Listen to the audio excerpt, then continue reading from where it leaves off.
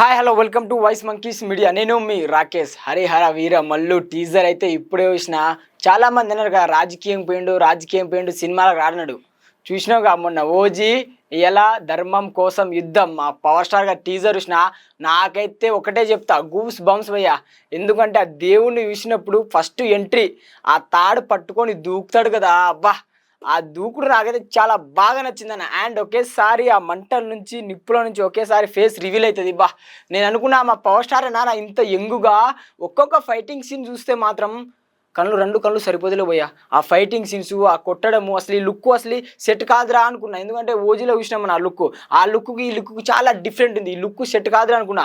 ఒక్కొక్క షాట్ కొడతా అంటే నాకైతే పిచ్చి ఎక్కేసింది భయ్య.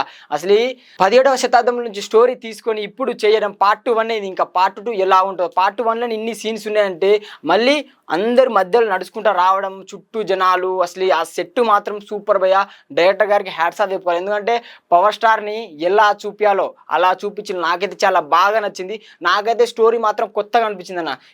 చాలా సినిమాలు చూసినాం కానీ పవర్ స్టార్ ఇది మాత్రం కొత్త story. And pan India cinema, second pan India cinema. Already OG వస్తుంది పాన్ ఇండియా మూవీ, మళ్ళీ ఇది పాన్ ఇండియా మూవీ. ఇక మా పవర్ స్టార్ తగ్గేదేలే అని చెప్పుకోవచ్చు. నాకైతే పవర్ స్టార్ లుక్ బాగా నచ్చింది. అండ్ లాస్ట్ షాట్ భయ్య, చార్మినార్ ముందు పవన్ కళ్యాణ్ గారు నడుచుకుంటూ వస్తారు.